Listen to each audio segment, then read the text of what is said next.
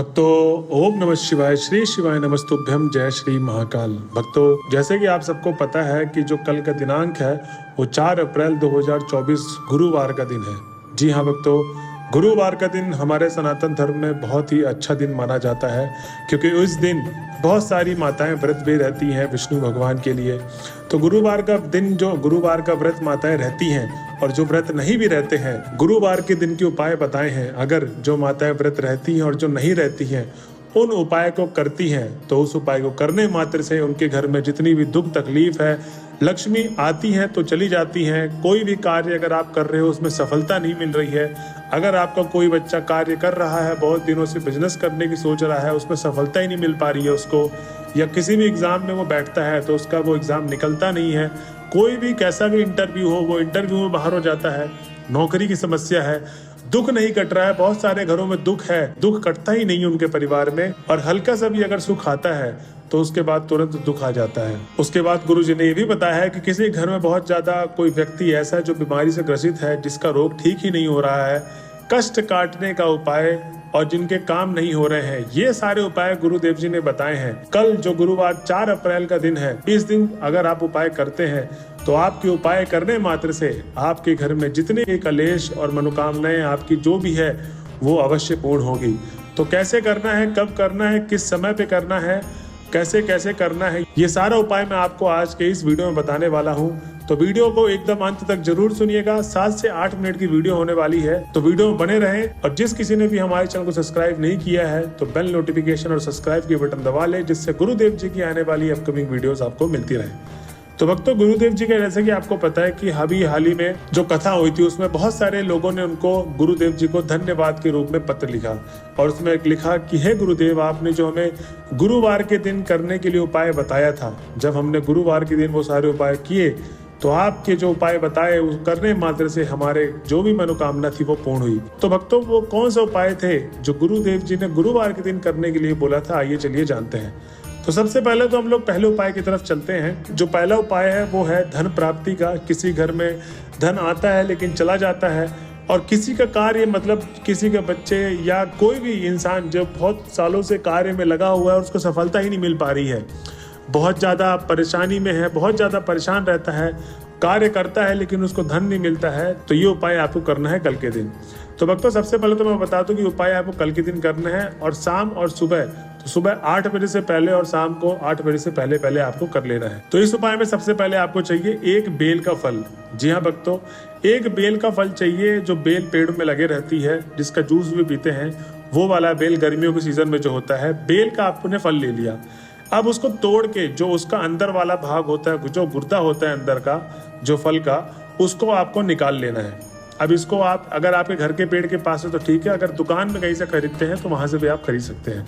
तो जब आप दुकान में खरीद के उसको तुड़वा के अंदर वाला हिस्सा आप लेकर आएंगे घर में, तो आपको उसको सुखवा लेना है धूप में।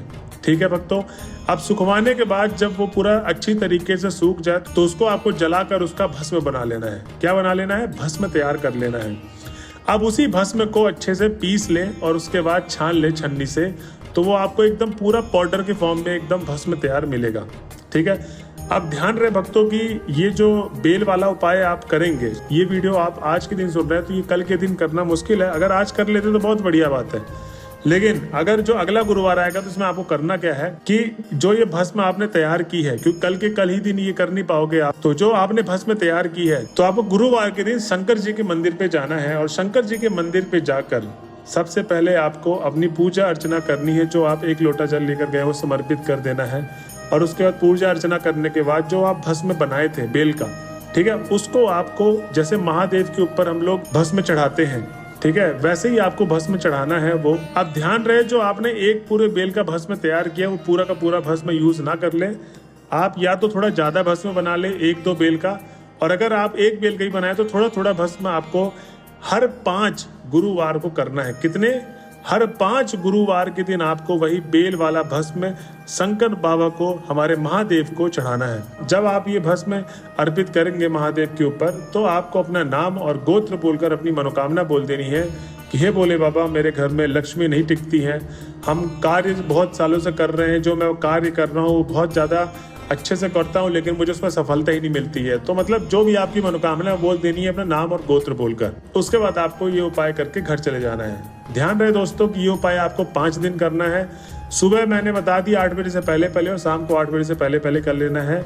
इसमें जो पूरे उपाय में सबसे ज़्यादा इंपॉर्टेंट चीज़ है वो है बेल का जो अंदर का जो गूदा होता है उसको सुखाकर पीस कर भस्म बनाना, जलाना है उसको, फिर भस्म बनेगा। ये तो भस्म आपका सबसे इंपॉर्टेंट चीज़ है, ठीक है। ध्यान रहे जैसे जैसे मैंने आपको उपाय बताया है वैसे वैसे ये करना है। अब चलते हैं हम अपने अगले उपाय की तरफ। तो इस उपाय में गुरुदेव जी ने बताया जिसके घर में बहुत ज़्यादा दुख रहता है, दुख कट ही नहीं रहा है, बहुत सारी समस्याएं आती रहती हैं, थोड़ा सा सुखी का पल आता है लेकिन फिर से वो दुखी में कन्वर्ट हो जाता है, बदल जाता है।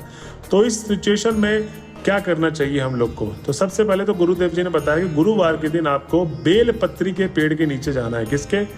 कहीं भी आपके घर के आसपास बेल पत्र का पेड़ होगा, वहां पर बेल पत्र के पेड़ के नीचे आपको जाना है। घर से आपको लेके जाना है क्या क्या सामग्री वो सुन लीजिए। सबसे पहले आपको एक घी का दिया लेके जाना है, 2 बाती लेके जानी है, गोल वाली बाती आप लेके चले जाइए, और 1 चावल का दाना, ठीक है। आपको ये तीनों सामग्री चाहिए। क्या क्या? एक घी का दिया बना ले, उसी एक घी के दिए में आपको 2 बाती लगानी गोल वाली।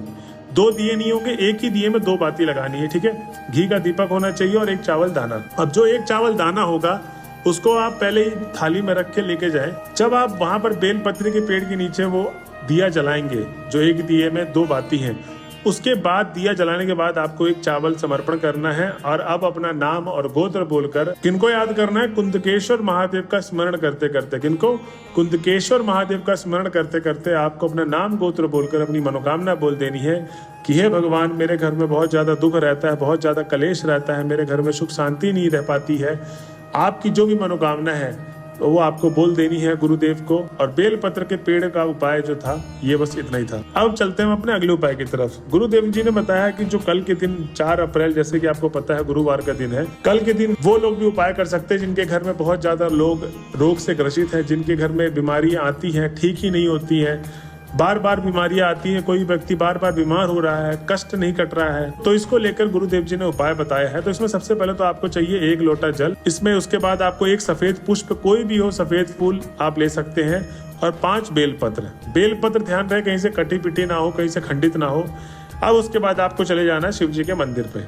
जब आप शिव जी के मंदिर पे पहुंच जाएंगे तो आपको कुंदकेश्वर महादेव का स्मरण करते करते सबसे पहले तो आपको 1 लोटा जल धीरे धीरे चारों तरफ शिवलिंग के समर्पित कर देना है।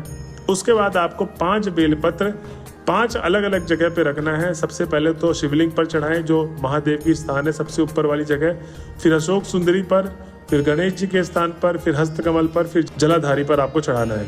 ये जब आप 5 जगह बेल पर चढ़ा देंगे तो जो सबसे ऊपर वाली जगह है जहाँ पर शिव जी विराजमान होते हैं वहां पर आपको 1 सफेद पुष्प रख देना है। और मनी मन कुंदकेश्वर महादेव का स्मरण करते करते आपको अपना नाम और गोत्र बोलकर अपनी मनोकामना बोल देनी कि हे महादेव, मेरे घर में ये व्यक्ति बहुत ज्यादा बीमार रहता है। और ध्यान रहे भक्तों की जिस व्यक्ति के लिए आप उपाय कर रहे हैं उसका भी नाम और गोत्र आपको बोलना है और आपको मनोकामना बोल के अपने घर की तरफ चले जाना है। तो भक्तों ये थे 2 से 3 उपाय जो आपको कल के दिन गुरुवार के दिन करने हैं।